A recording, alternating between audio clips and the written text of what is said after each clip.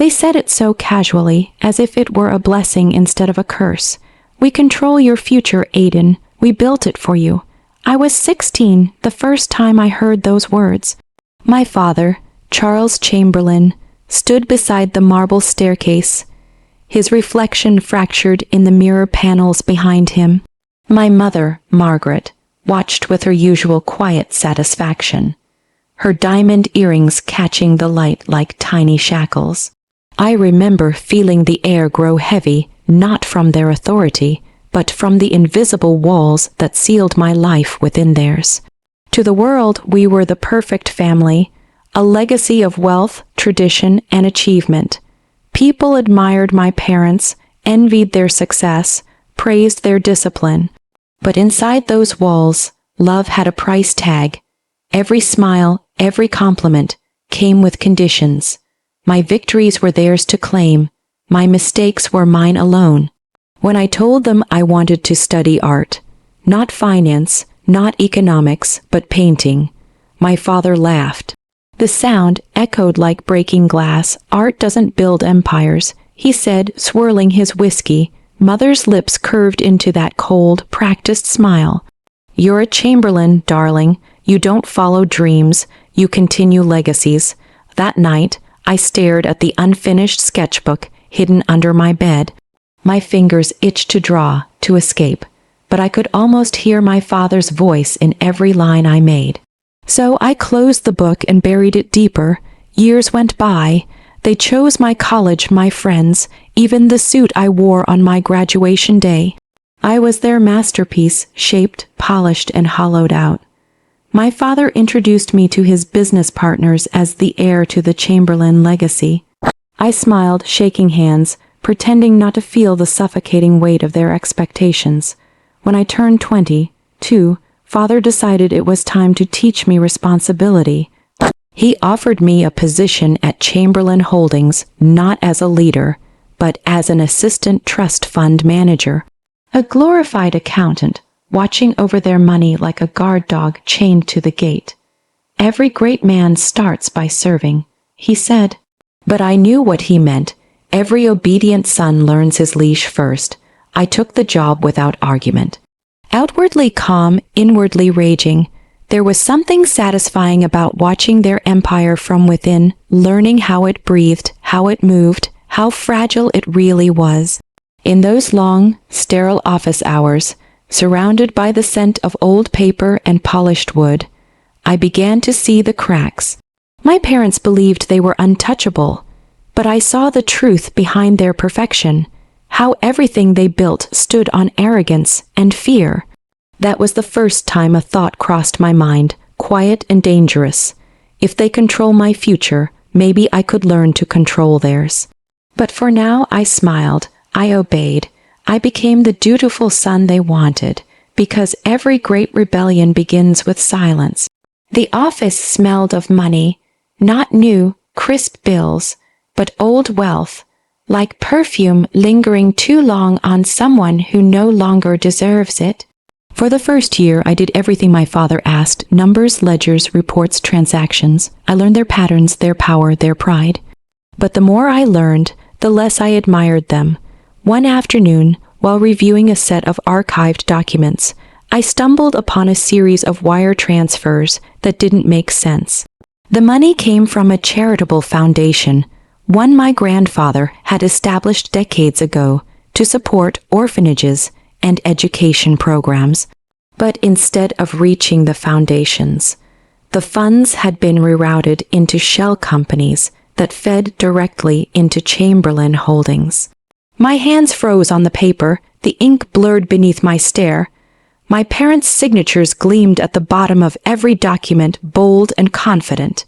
It was theft masked as investment, my family's empire, our grand name, our flawless reputation built on stolen kindness.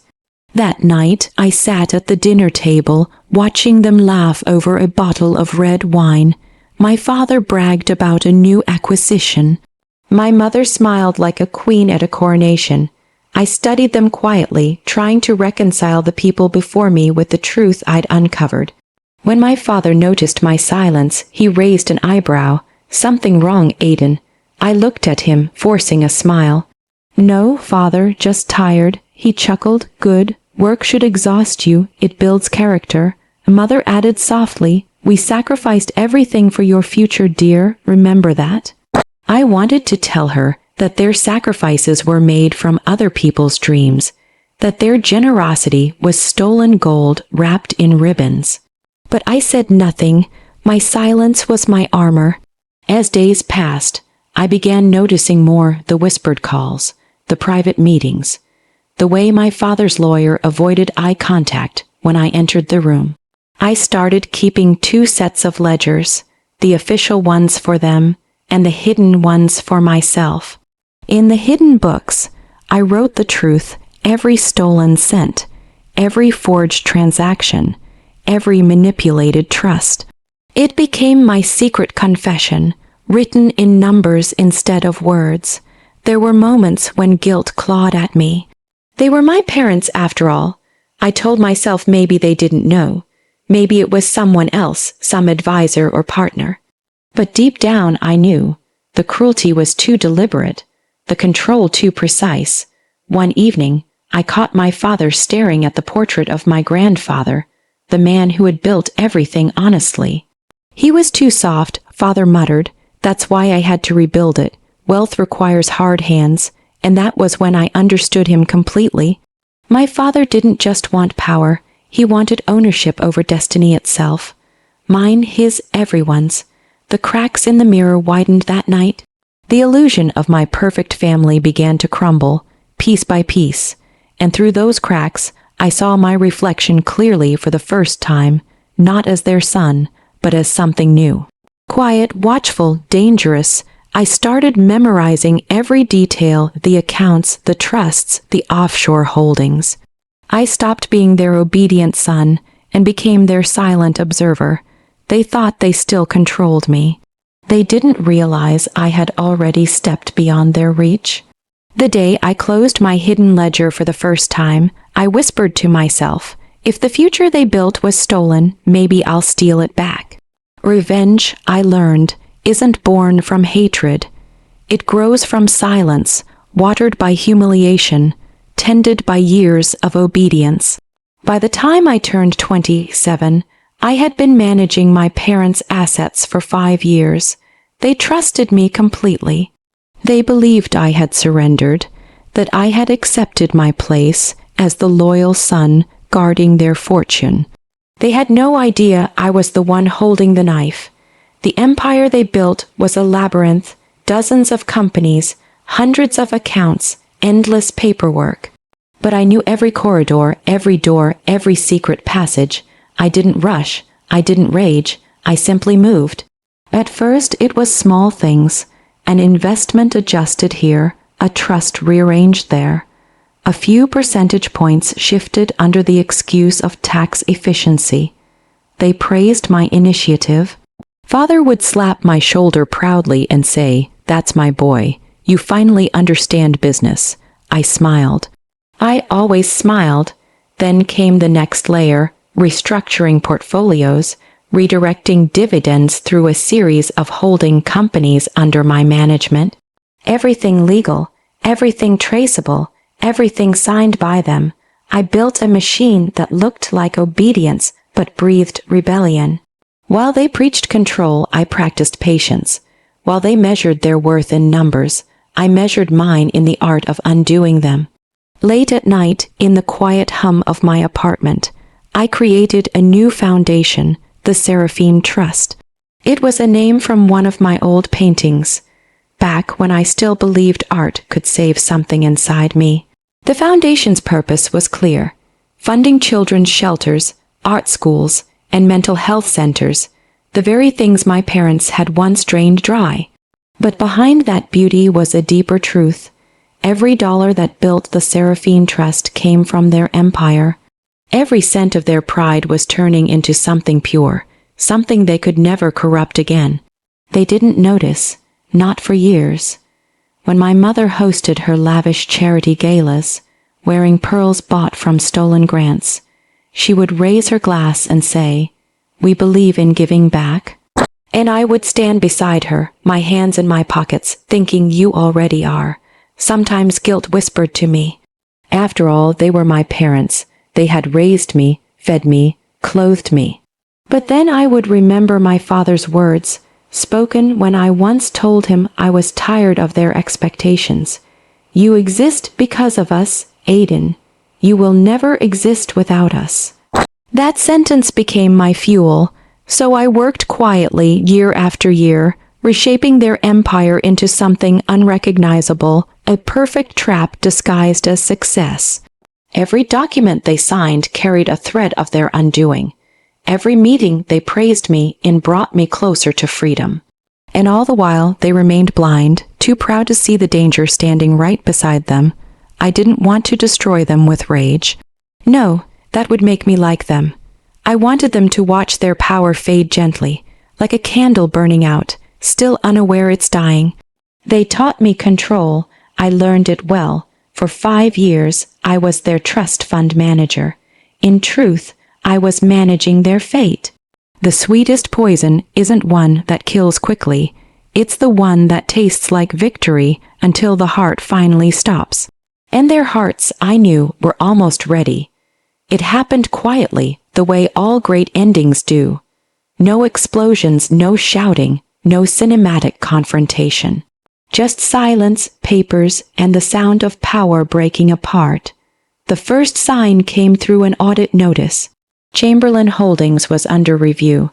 My father called me into his study, his voice tight but steady. Aiden, he said, sliding the letter across the desk, this is nothing. We'll handle it. You'll handle it.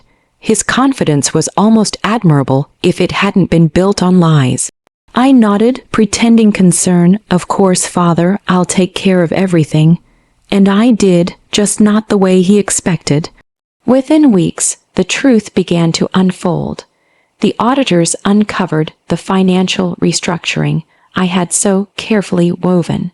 Dozens of assets had been shifted to independent trusts, all legally authorized, all signed by Charles and Margaret Chamberlain. The empire they thought they owned was now scattered like sand. Their private accounts froze. Their companies stalled. News outlets called it the fall of the Chamberlains. A father stormed through the house like a wounded lion. Who did this? Who's behind this mess? Mother wept in silence, clutching pearls that no longer shone. When they finally called me into the study again, I found them both there, 2 monarchs watching their kingdom crumble. My father's face was gray with disbelief. My mother's eyes, once sharp as glass, looked empty. He slammed a file on the desk. Explain this. Why are the assets under the Seraphine Trust? Who gave authorization? I met his eyes. You did. He stared at me, uncomprehending, flipping through pages. His own signature, elegant and clear, at the bottom of every document. For a long moment, no one spoke. The world seemed to hold its breath. Then, softly, I said, You told me once that you control my future. For years, I believed you. But you forgot something. I was the one holding your future in my hands all along. My mother whispered, trembling, Aiden, what have you done? I stepped closer, my voice calm, almost gentle. I returned what was never ours. The money you stole now funds orphanages, art programs, and shelters. The Seraphine Trust will continue long after we're gone. Father's rage flickered, then died.